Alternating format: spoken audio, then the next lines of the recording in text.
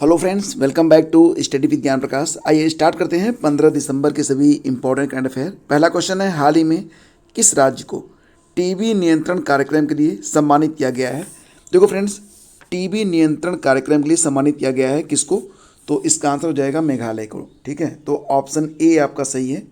अच्छा, अभी आपको याद होगा कि प्रधानमंत्री ने एक निक्षय, यानी कि निक्षय का मतलब निदंक्षय टीबी उन्मूलन कार्यक्रम को शुरू भी किया है, और इसकी जो ब्रांड एम्बेसडर बनाई गई हैं वो दीपा मलिक बनाई गई हैं, तो इसको भी आप याद रखेंगे। ठीक है, तो टीबी नियंत्रण कार्यक्रम के लिए सम्मानित किया गया है किसको, मेघालय को।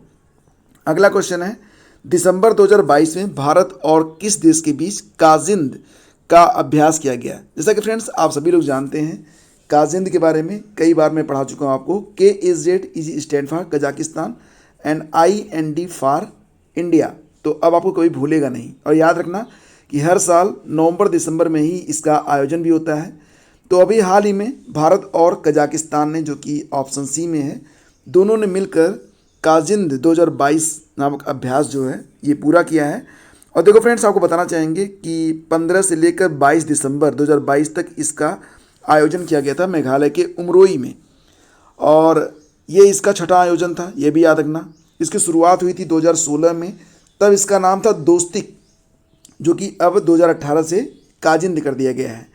कजाकिस्तान की राजधानी अस्ताना है, जो कि एक मिडल एशियन कंट्री है। ठीक है, अगला क्वेश्चन है, राष्ट्रीय ऊर्जा संरक्षण दिवस अभी मनाया गया, तो कब मनाया गया राष्ट्रीय ऊर्जा संरक्षण दिवस। देखो फ्रेंड्स, ये मनाया गया था अभी हाल ही में, यानी कि 14 दिसंबर को। ऑप्शन इसका सही है बी, 14 दिसंबर को प्रतिवर्ष राष्ट्रीय ऊर्जा संरक्षण दिवस के रूप में मनाया जाता है। ठीक, अगला क्वेश्चन है, हाल ही में विश्व स्वास्थ्य संगठन के नए चीफ वैज्ञानिक के रूप में, यानी कि चीफ साइंटिस्ट कौन बने हैं।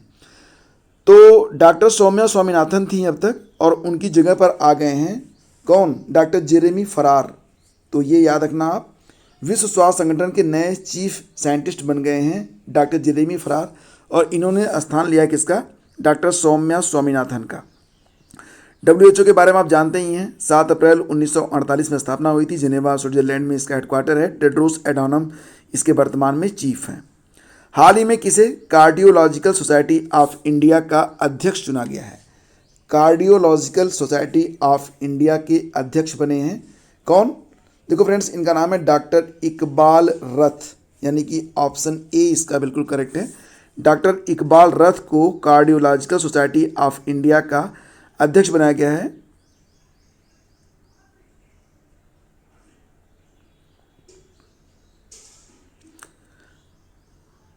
और एक बात और भी कि सुशोभन बनर्जी का नाम याद रखना।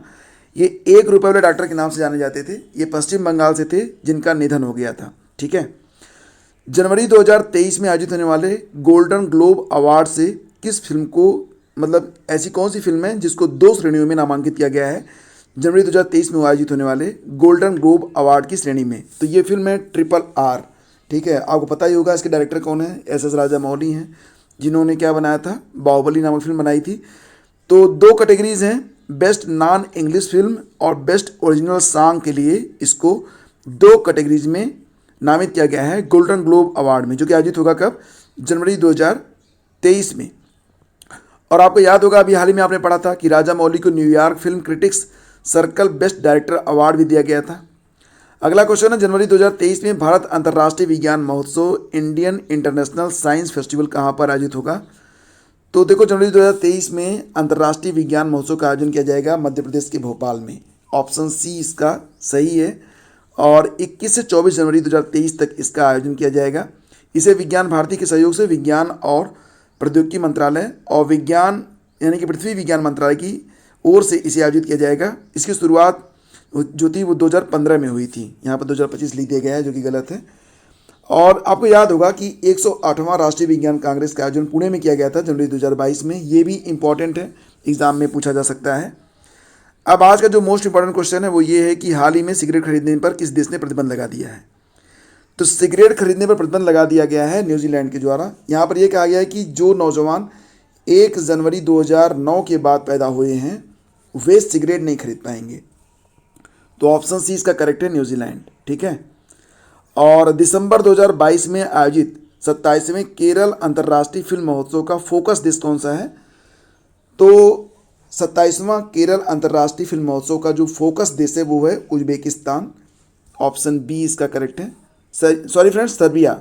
ठीक है, इसका सही जवाब बनेगा सर्बिया।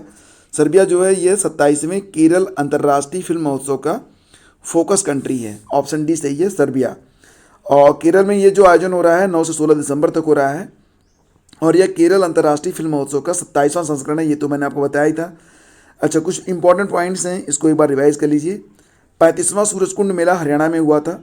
इसमें फोकस कंट्री थी उज्बेकिस्तान और प्रदेश बना था Jammu Kashmir.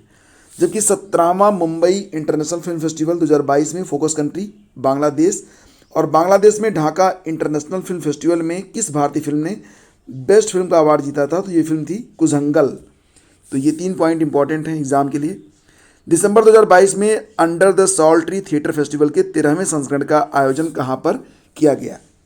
Under the salt tree ये जो थिएटर फेस्टिवल है, इसमें क्या होता है, इसमें कोई भी आर्टिफिशियल चीज़ यूज में नहीं लाई जाती है।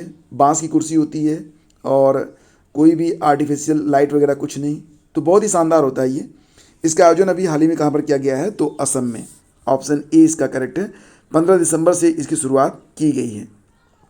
दिव्या टीएस ने 65वीं राष्ट्रीय निशानेबाजी चैंपियनशिप एयर पिस्टल स्पर्धा में स्वर्ण पदक जीता है। तो इसका सही जवाब ऑप्शन ए है, दिव्या टीएस। इन्होंने 65वीं राष्ट्रीय निशानेबाजी चैंपियनशिप एयर पिस्टल स्पर्धा में 10 मीटर की जो एयर पिस्टल स्पर्धा हुई थी उसमें गोल्ड मेडल जीता है। दिव्या टीएस कहाँ से हैं? तो ये कर्नाटक से हैं। तो देखो फ्रेंड्स, ये थे आज के करंट अफेयर। प्रश्नों को शार्ट रखने का मैं पूरा प्रयास करता हूँ, लेकिन जो पीडीएफ आपको मिलेगी महीने के अंत में वो पूरी डिटेल के साथ और सचित्र रहती है। तो अगर वीडियो अच्छा लगता है तो लाइक और शेयर कर दिया करें। Thank you so much.